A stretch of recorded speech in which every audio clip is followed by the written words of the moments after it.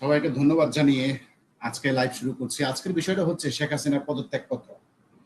আসলে অনেকদিন ধরেই আলোচনা হচ্ছে যে শেখ হাসিনা পদত্যাগ করেছে এবং বিভিন্ন মহল থেকে প্রশ্ন উঠেছে, যদি শেখ হাসিনা পদত্যাগ করে থাকে তাহলে সেই পদত্যাগপত্র কোথায়? কিন্তু আমরা দেখলাম কয়েকদিন ধরে সোশ্যাল মিডিয়াতে একটা পদত্যাগপত্র ভাইরাল হয়ে গেছে এবং সেখানে দেখলাম ডেট এবং তারিখ, ইয়ার দুটাই ভুল পদত্যাগপত্রে। এবং পরবর্তীতে সে পদত্যাগপত্র আওয়ামী লীগের অফিসিয়াল সাইট থেকে দেখিয়ে দেওয়া হয়েছে এটা ফেক, ভুয়া। অর্থাৎ কোন পদত্যাগপত্র যিনি দেখাতে পারেনি এবং 21 টিভি আরো কয়েকটা সংবাদপত্র সেটা প্রকাশ করার পর মুহূর্তের মধ্যে তারা আবার ডিলিট করে দেয়। তার মানে এটা স্পষ্ট যে আসলে প্রকৃতপক্ষে কোনো পদত্যাগপত্র বর্তমান সরকারের হাতে নেই। এবং অডিও ফাঁস যে হয়েছে শেখ হাসিনা, সেখানে তিনি বলেছেন পদত্যাগ তিনি করেননি। এবং সেনাবাহিনীর যে প্রধানের অডিও ফাঁস হয়েছে সেখানেও তিনি বলেছেন পদত্যাগপত্র পাইনি। তাহলে যে পদত্যাগপত্রটা সোশ্যাল সাইটে ঘোরাফেরা করছে সেটা স্পষ্টতই বোঝা যাচ্ছে ভুয়া। আর যদি সেটার যদি কোনো সঠিকতা থাকতো, সেটার যদি কোনো রিয়েলিটি থাকতো, তাহলে অবশ্যই বর্তমান যারা ক্ষমতা কুক্ষিগত করা আছে তারা সাংবাদিকদের ডেকে নিয়ে সে অরিজিনাল পদত্যাগপত্রটা তারা দেখাতো। এবং এই পদত্যাগপত্র নিয়ে যে আলোচনা সমালোচনা, এটা বর্তমানে বাংলাদেশের মধ্যে সীমাবদ্ধ নেই, এটা এখন আন্তর্জাতিক পর্যায়ে চলে গেছে। এই আলোচনাটা আল জাজিরা ইতিমধ্যে এই বিষয়ক একটা সংবাদ প্রকাশ করেছে যে এই পদত্যাগপত্র নিয়ে যে গুঞ্জন, আসলে পদত্যাগপত্রটা সঠিক কিনা বা বেঠিক সেটা নিরূপণ করার জন্য এখনো পর্যন্ত সরকারের তরফ থেকে কোনো ধরনের অফিসিয়াল বিবৃতি দেওয়া হয়নি। কয়েকটি পত্রিকা অতি উৎসাহী হয়ে তারা ছাপিয়েছিল, পরবর্তীতে সমালোচনার মুখে তারা ডিলিট করতে বাধ্য হয়। তার মানে আমরা এখন পর্যন্ত এইটা বুঝতে পারছি যে সঠিক পদত্যাগপত্র এখনো পর্যন্ত তারা দেখাতে পারে নাই। আমি যদি একটু আল জাজিরা নিউজটা আপনাদের সাথে শেয়ার করি তাহলে আপনারা হয়তো দর্শকদের একটু বুঝতে সুবিধা হবে যে আল জাজিরা কি বলছে আসলে এই পদত্যাগপত্র নিয়ে। আমরা এই রিপোর্টটা একটু দেখি এখানে কি বলে। আপনি জয় সাহেব, আপনি যদি শব্দটা শোনা যায় তাহলে আমাকে জানায়েন একটু।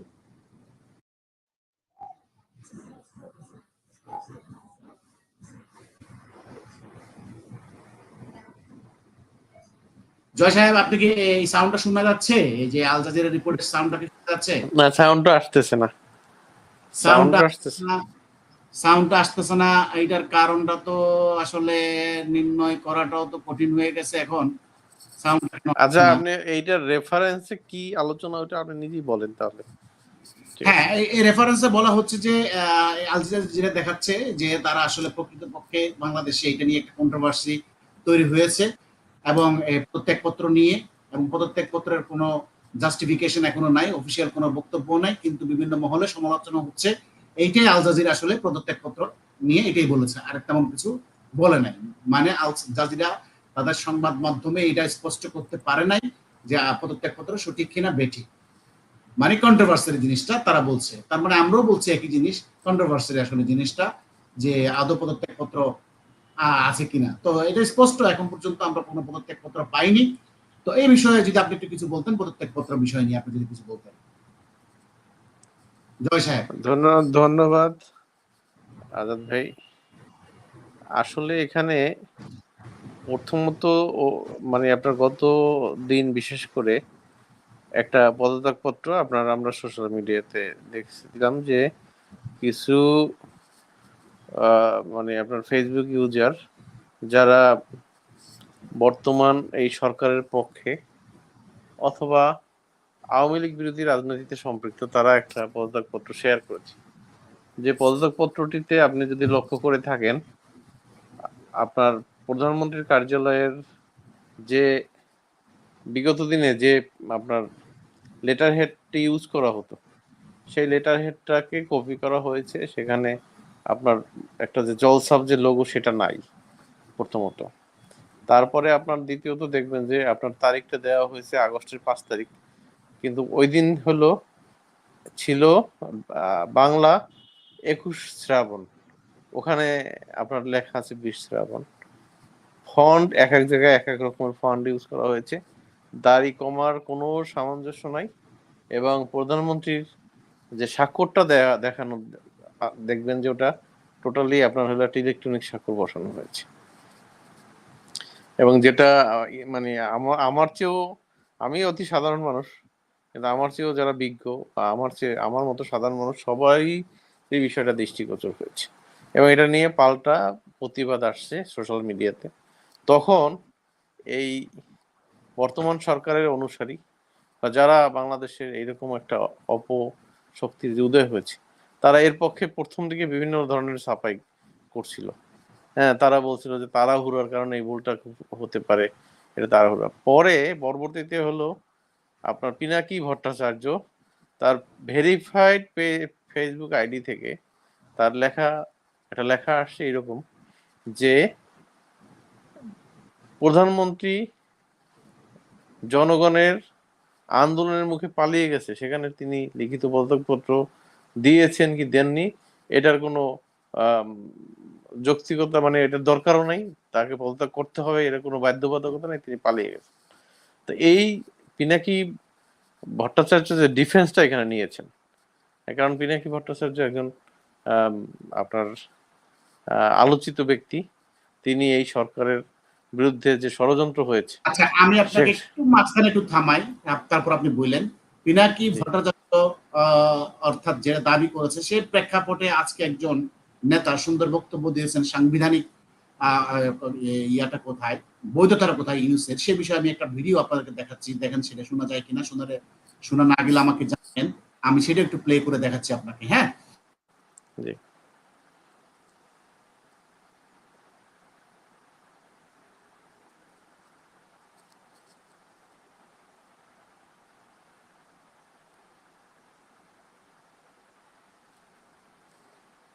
আচ্ছা, এখানে সাউন্ড আসছে না, কিন্তু ওনার বক্তব্যটা আমি আলাদাভাবে শুনেছি, পুরোটাই শুনেছি।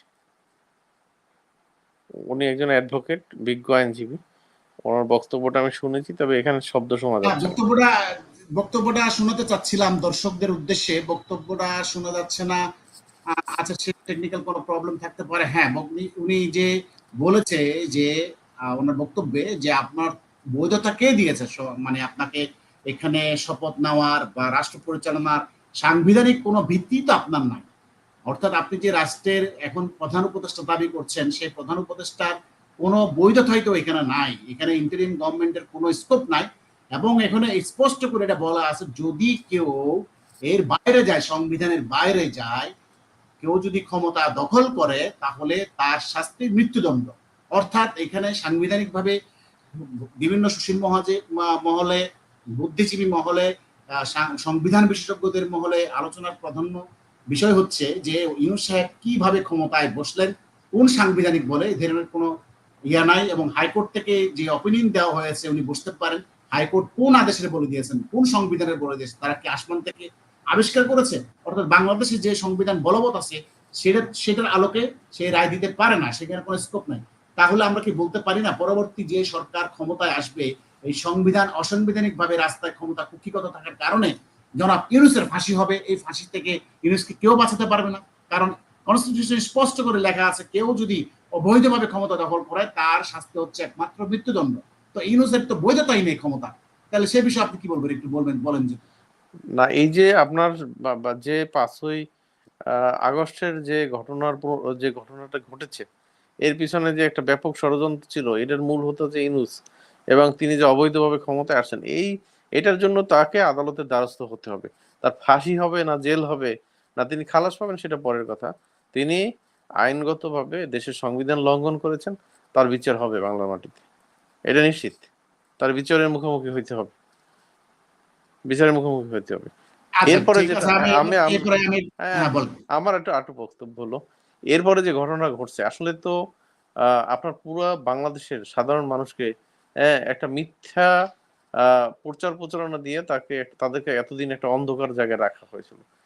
আজকে দেখবেন আপনি যদি সোশ্যাল মিডিয়ায় সারাদিনে দেখবেন যে অনেক মানুষই মুখ খুলেছে যারা বিগত দিনে শেখ হাসিনা সরকারের বিপক্ষে বিভিন্ন লেখালেখি করতো না বুঝে, তারা আজকে কিন্তু বিভিন্ন ধরনের, হ্যাঁ, আজকে আপনার বক্তব্য আসছে এই না, মুখ পদত্যাগ। খুলছে আস্তে আস্তে অল্প অল্প করে, কিন্তু তেমন ভাবে খুলতে পারছে না, কারণ জনাব ইউনূস সাহেব তো সমস্ত স্বাধীনতাকে হরণ করছে মানুষের, কোনো হ্যাঁ, মানুষ বাক নাই, স্বাধীনতাকে বাক স্বাধীনতা নাই, মানুষ কোনো সমালোচনা, উনি উনি দ্বৈত আচরণ করছেন। উনি জাতির উদ্দেশ্যে ভাষণে বলেছেন আপনারা প্রাণ খুলে সমালোচনা করেন, কিন্তু যারা সমালোচনা করছে তাদেরকে উনি জেলে দিয়ে যাচ্ছে, অর্থাৎ তাদেরকে ধরে নিয়ে যাচ্ছে। তাহলে কথার কাজের মধ্যে তো কোনো মিল নাই, অর্থাৎ মানুষ তো এখন মুখ খুলতে পারছে না, যারা দু একজন খুলছে সাহস করে তাদেরকে ধরে নিয়ে যাচ্ছে। বলেন। তো যাই হোক, আপনার হলো কি বাংলাদেশের মানুষ কিন্তু আন্দোলন সংগ্রামে অভ্যস্ত। আজকে কিন্তু বিভিন্ন জেলায় কিন্তু আজকে প্রতিবাদ মিছিল হয়েছে, আপনি হয়তো দেখে থাকবেন। হ্যাঁ, মানুষ কিন্তু আবার ঘর থেকে বেরিয়ে আসবে এবং মানুষ অন্যায়ের প্রতি, বাংলাদেশের মানুষ আপনার অন্যায়ের প্রতিবাদ করবে। হ্যাঁ, তাদের কাছে এখন আজকে ইউনূসের মুখোশ উন্মোচন হয়ে গেছে অনেকের কাছে, মানুষ কিন্তু রাজপথে নেমে আসবে। কারণ মানুষ ইতিমধ্যেই বিভিন্ন ভোগান্তির শিকার হচ্ছে। নট অনলি আপনার বাক স্বাধীনতা, মানুষের আপনার দ্রব্যমূল্যের দাম কিন্তু অনেক বেড়ে গেছে। হ্যাঁ, মানুষের হাতের নাগালের বাইরে চলে গেছে। আজকে মানুষের নিরাপত্তা নাই, পুলিশ সঠিকভাবে দায়িত্ব পালন করতেছে না, প্রত্যেকটা মানুষ নিরাপত্তাহীনতায় ভুগতেছে। এই সবকিছুর দায়িত্ব ইউনূস সরকারকে নিতে হবে। হ্যাঁ, ধন্যবাদ। আমি এবার একটু আতার সাহেবের কাছে যাব। জনাব আতার সাহেব, আপনি কি মনে করেন যে সংবিধান লঙ্ঘন করার দায়ে ইউনূসের ফাঁসি বা শাস্তি হবে, সর্বোচ্চ শাস্তি হবে, এবং তার সাথে যারা যুক্ত হয়েছে উপদেষ্টা তাদেরও একই শাস্তি হবে এই অবৈধভাবে ক্ষমতা দখল করার দায়ে? আপনি কি মনে করেন? দেখুন, এখানে যে বিষয়টা নিয়ে কথা হচ্ছে, পদত্যাগপত্র কোথায়, জাতির প্রশ্ন এবং জাতির বাইরে ইন্টারন্যাশনাল জাতিরও প্রশ্ন হচ্ছে যে এই যে পদত্যাগপত্র নিয়ে একটা কথা হচ্ছে, সেটার কাভারেজে ওনাদের দিক থেকে ওনারা কিন্তু এতদিন পরে, প্রায় ৪৫ দিন পরে ওনারা একটা ফিডব্যাক দিয়েছে যে এইটা হচ্ছে পদত্যাগপত্র, এবং আপনি যথার্থই বলেছেন যে পদত্যাগপত্র যেটা শো করেছে সেটা অথেন্টিকেশন পাওয়া যাচ্ছে না, এবং আওয়ামী লীগের ভেরিফাইড পেজ থেকে দাবি করা হয়েছে এটা ফেক। আপনি যদি ইত্তেফাক এবং অন্যান্য পত্রিকার নিউজ দেখেন, তারা আমরা দেখেছি পদত্যাগপত্র প্রথমে যেটা প্রকাশ হয়েছে সেখানে তারিখ ভুল, সবই ভুল, সেখানে ফন্ট মিলে না, কোনো কিছু মিলে না। আর যদি তাদের কাছে পদত্যাগপত্র থেকেই থাকে, তারা সংবাদ সম্মেলন করে অরিজিনাল পদত্যাগপত্রটা সাংবাদিকদের দেখাতে এখনো পর্যন্ত ব্যর্থ হচ্ছে। তার মানে বোঝা যাচ্ছে যে তাদের কাছে কোনো পদত্যাগপত্র নাই। আচ্ছা, রাইট, ঠিক আছে। এখন বিষয়টা হচ্ছে, আলোচ্য বিষয়টার মধ্যে যে বিষয়টা আসছে সেটা হচ্ছে যে পদত্যাগপত্র যদি উনি দিয়েও থাকেন তাহলে একটা ইস্যু সলভ, কোথায় সলভ, সেটা হচ্ছে যে শেখ হাসিনা প্রধানমন্ত্রীর পদ থেকে পদত্যাগ করেছেন। তাহলে সেই পরিপ্রেক্ষিতে ইউনূস সরকার কি ক্ষমতা নিতে পারেন কিনা, বা ইউনূস সাহেব কি প্রধান উপদেষ্টা বা তার উপদেষ্টা প্রণালী কি ইন্টারিম সরকার হিসেবে আসতে পারে কিনা। একটা কথা বলা হচ্ছে যে আপনার সংবিধানের ভিতরে ডক্ট্রিন অফ নেসেসারি সূত্রতে ধরে ওনারা এই ধরনের একটা ইন্টারমিন সরকার তৈরি করার চেষ্টা করছে বা রান করেছে। কিন্তু প্রশ্ন হচ্ছে সংবিধান কি বলতেছে। সংবিধান যা বলছে সেটা হচ্ছে যে যদি শেখ হাসিনা এই সংসদের প্রধানমন্ত্রী, সরকার প্রধান পদত্যাগ করেন, তাহলে যে সংসদ থাকবে সেই সংসদের মধ্য থেকে বা তার দলের অন্য কাউকে দিয়ে, বা সেটা সর্বদলীয় হতে পারে, কিন্তু সর্বদলীয় যারা হবে তারা সংসদীয় পদভুক্ত হতে হবে। সংসদে যে সদস্যরা আছে তাদের ভিতর থেকে হয়তো আরেকটা সরকার ক্ষমতা গ্রহণ করতে পারে, এবং তারা যদিও মেয়াদকাল পূর্ণ করতে পারে, তথাপিও রাষ্ট্রের স্বার্থে যেটা করতে পারে যে অতি সত্বর একটি সবাইকে নিয়ে একটি জাতীয় সরকার করে, জাতীয় সরকার থিমটাও অবশ্যই সংসদীয় আইনের ভিতরেই হইতে হবে। যেমন ধরেন একটা মন্ত্রিসভা করলে কত পার্সেন্ট টেকনোক্র্যাট মন্ত্রী নেওয়া যাবে, কত পার্সেন্ট। সংবিধান তো ওই বিষয়টা তো সংবিধানে স্পষ্টই বলা আছে, যদি প্রধানমন্ত্রী রাষ্ট্রপতির কাছে পদত্যাগপত্র পেশ করে, হ্যাঁ, তখন এই জিনিসটা প্রযোজ্য হবে, আপনি যেটা বললেন। কিন্তু উনি পদত্যাগ করেনি। আমি আপনার কথাটাতে একটু সাইড করে রেখেও কথা বলতেছি, যে ধরে নিলাম পদত্যাগপত্র উনি দিয়েছেন, তারপরও যেটা হবে, আর পদত্যাগপত্র না দিলে যেটা হবে সেটাও আমি বলছি। হ্যাঁ, তো পদত্যাগপত্র না দিলেও যেটা হবে যে ফরম্যাটে সংসদ মানে সরকার গঠন করতে পারবে বর্তমান সংবিধানের অধীনে।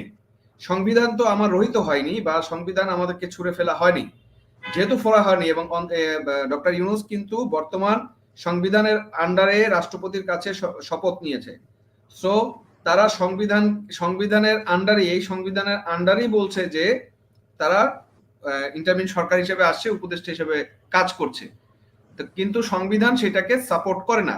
সংবিধান যেহেতু সাপোর্ট করে না, সেক্ষেত্রে প্রধানমন্ত্রী যদি পদত্যাগও করেন, তাহলে সংবিধানের ভিতরে থেকে সংসদীয় কমিটির ভিতরে সংসদ সদস্যদের মধ্য থেকেই কিন্তু সরকার বা একটা সর্বদলীয় সরকার গঠন করতে হবে।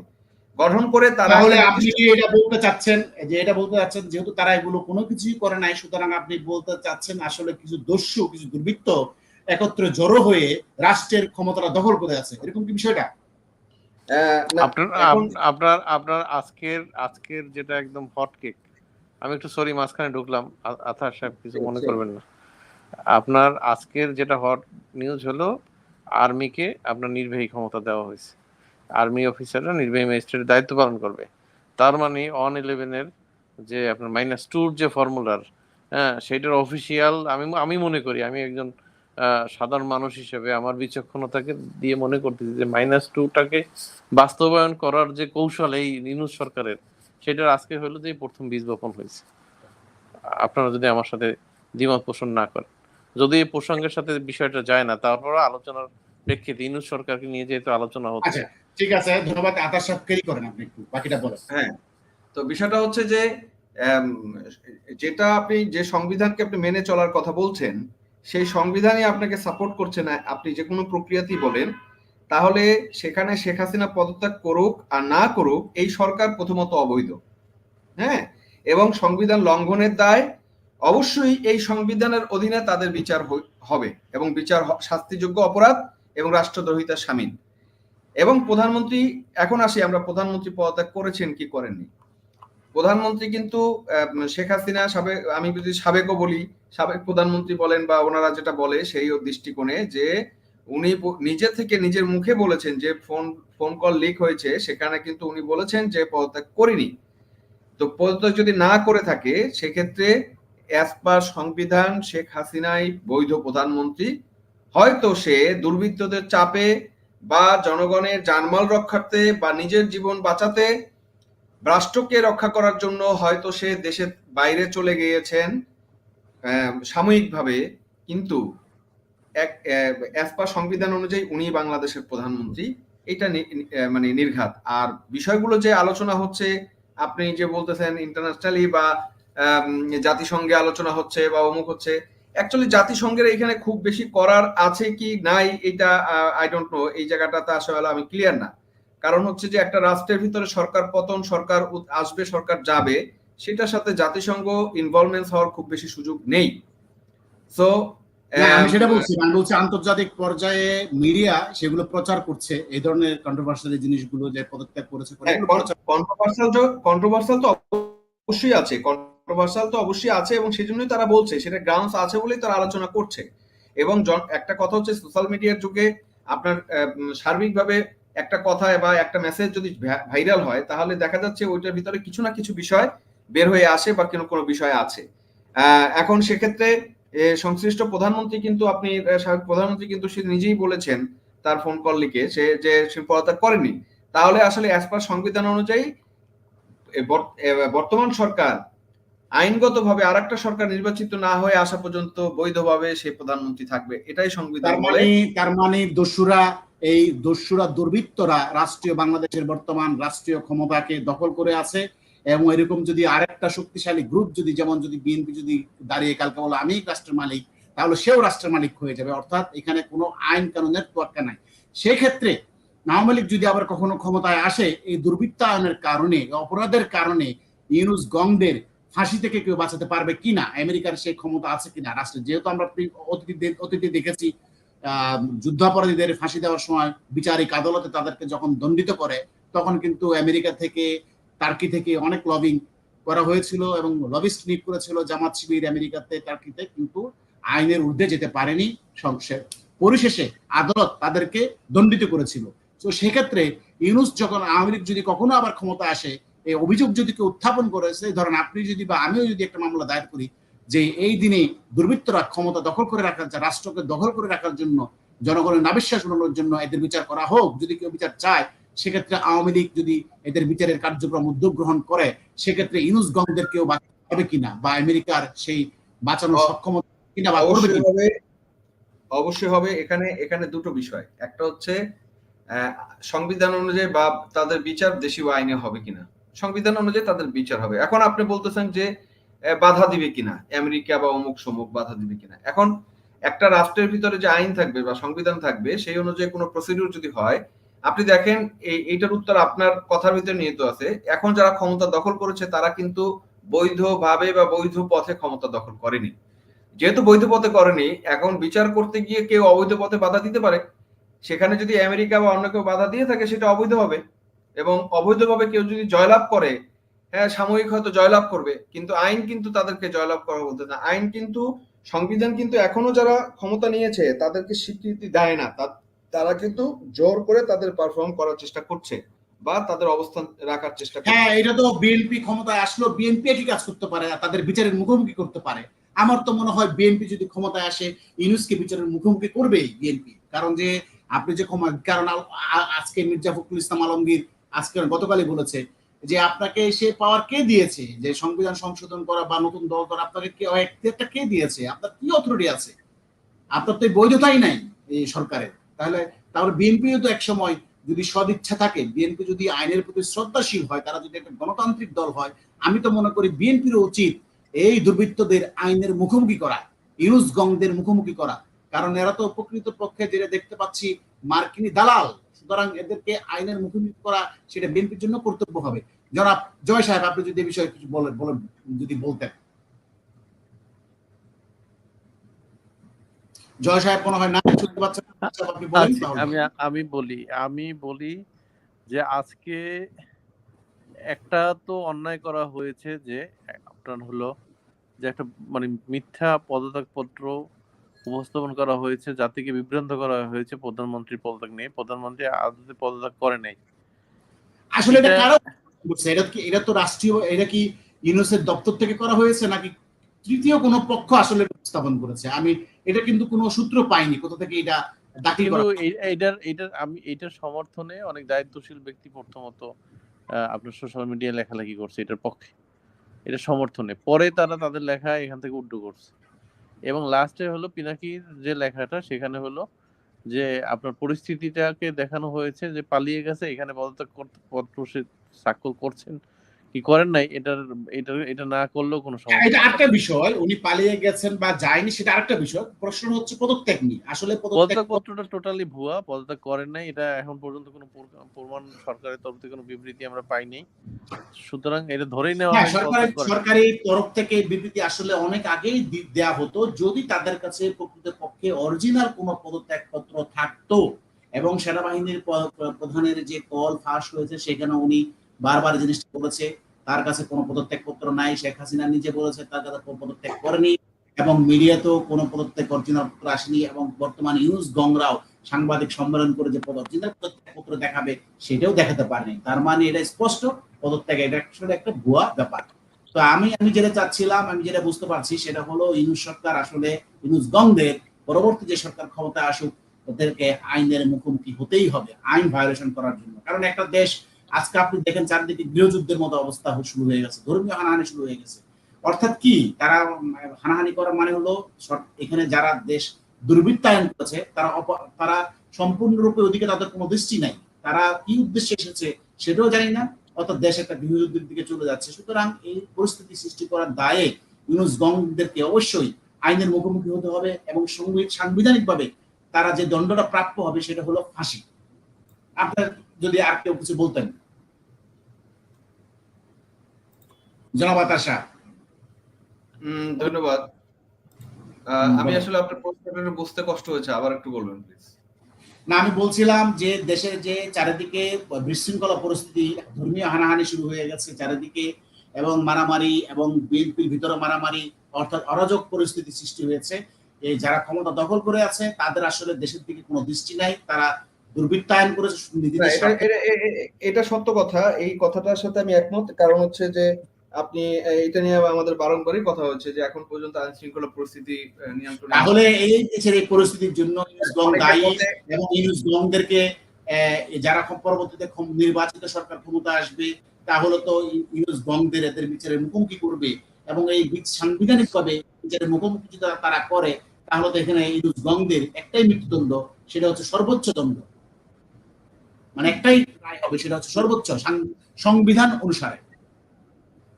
অবশ্যই অবশ্যই আইন শৃঙ্খলা পরিস্থিতি এখন যে ভয়ঙ্কর এবং দিনের পর দিন যে ভয়ঙ্কর অবস্থা যাচ্ছে, তার ফলশ্রুতি দেশ একটি ধ্বংসের দ্বার প্রান্তে যে পৌঁছে গেছে, অলরেডি পৌঁছে গেছে।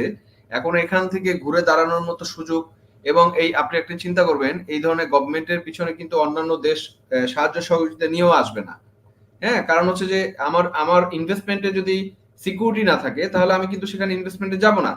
আপনি যে কোনো দেশ একটা দেশকে পাশে তখনই আগে আসে, যেমন শেখ হাসিনা সরকারের উন্নয়ন ভালো হওয়ার কারণ হচ্ছে একটা জিনিস, যে উনি দেখাতে পেরেছে যে ওনার হাতে বাংলাদেশ স্টেবল। যেহেতু স্টেবল একটা দেশ, সেই স্টেবল দেশে সবাই বিজনেস করার জন্য বা ব্যবসা করার জন্য আগ্রহী হয়ে এসেছে। তো স্বাভাবিকভাবেই ইউনূস সরকার যদি সফল হতে হয় এবং দেশকে যদি বাঁচাতে হয়, তাহলে বাংলাদেশকে স্টেবল করতে হবে এবং মানুষকে বুঝাইতে হবে, বহির্বিশ্বকে বুঝাইতে হবে যে এই দেশে আপনি বিনিয়োগ করতে পারেন এবং সেই বিনিয়োগ নিরাপদ। এবং এটা যদি না হয়, এই দেশ কমপ্লিটলি ধ্বংসের মুখে যাবে। আর তাদের বিচার বা এই যে পদত্যাগপত্র নিয়ে আসলেই ইউনূস সরকার এখন পর্যন্ত ক্লিয়ার বা সঠিক কোনো মেসেজ বা উত্তর দিতে পারেনি বলে আমি মনে করি। তো সেক্ষেত্রে তাদের জন্য অ্যাজ পার সংবিধান অনুযায়ী যদি তাদের বিচার হয়, তাদের সর্বোচ্চ শাস্তি হবে বলে আমি মনে করি। ধন্যবাদ ধন্যবাদ। তাহলে আমরা লাইভটা শেষ করতে যাচ্ছি। এই মুহূর্তে যদি জয় সাহেব আপনার যদি শেষ বক্তব্য কোনো কিছু বলার থাকে তাহলে আপনি বলতে পারেন। আমার সর্বশেষ বক্তব্য হলো যে প্রকৃত তথ্য বের হয়ে আসুক, জনগণের কাছে এই স্বৈরাচারী নতুন যে ফ্যাসিবাদী সরকার, ইউনূস সরকারের মুখোশ উন্মোচিত হোক, তারা বিচারের কাঠগড়ায় আসুক, এই দাবি জানিয়ে আমি আমার বক্তব্য শেষ করছি। হ্যাঁ, এই দেখেন তো এটা শোনা যায় কিনা এখন? শোনা যাচ্ছে জয় সাহেব? জয় সাহেব শোনা যাচ্ছে? শুনতে পাচ্ছি, আমরা শুনতে পাচ্ছি। এই ভিডিওটা কি শোনা যাচ্ছে? কারণ মাথায় আসলো কিভাবে হ্যাঁ হ্যাঁ শোনা যাচ্ছে। রেফারেন্স দেই 106 রেফারেন্স দিলেন, রেফারেন্স পাঠালেন।